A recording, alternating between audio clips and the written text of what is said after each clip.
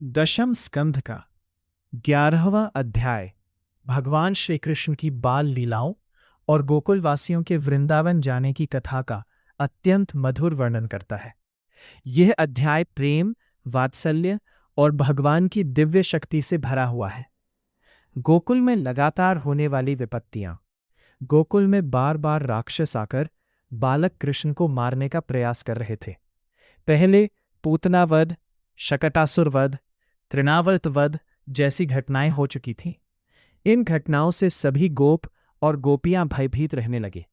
उन्हें लगने लगा कि गोकुल अब सुरक्षित नहीं रहा।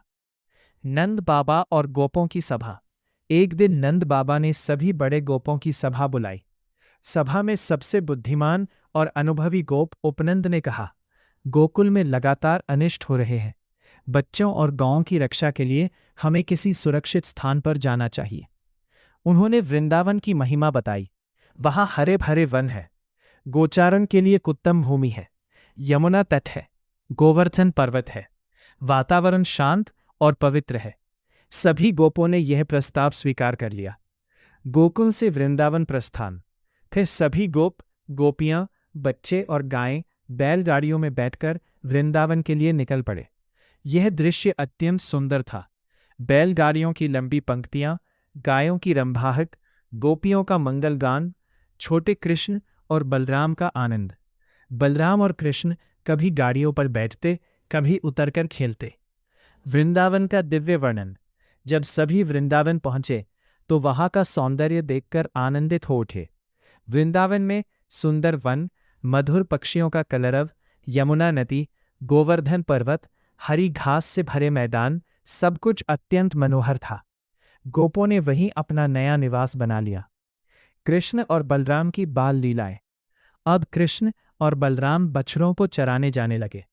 वे मित्रों के साथ खेलते, बांसुरी बजाते, पशुओं की आवाज निकालते, बंदरों की नकल करते, नाचते गाते।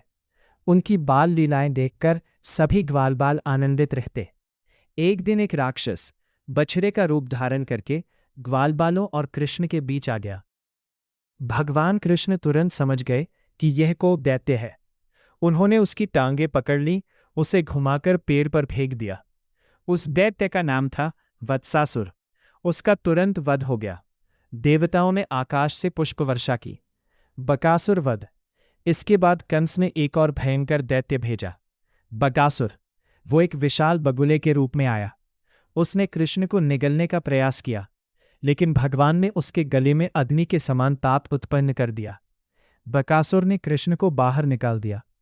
तब भगवान कृष्ण ने उसकी चोंच पकड़कर उसे दो भागों में फाड़ दिया। देवता पुनः प्रसन्न होकर पुष्प वर्षा करने लगे। अध्याय का आध्यात्मिक संदेश। यह अध्याय सिखाता है कि भगवान अपने भक्तों की रक्षा करते हैं। गोकुलवासियों पर कितनी भी विपत्ति आई, लेकिन कृष्ण ने सबकी रक्षा की। वृंदावन दिव्य धाम है। वृंदावन केवल वन नहीं, बल्कि भगवान की नित्य लीला स्थली है। भगवान की बाल लीलाएं भी दिव्य है। कृष्ण की हर बाल लीला साधारण नहीं, बल्कि आध्यात्मिक आनंद देने वाली है।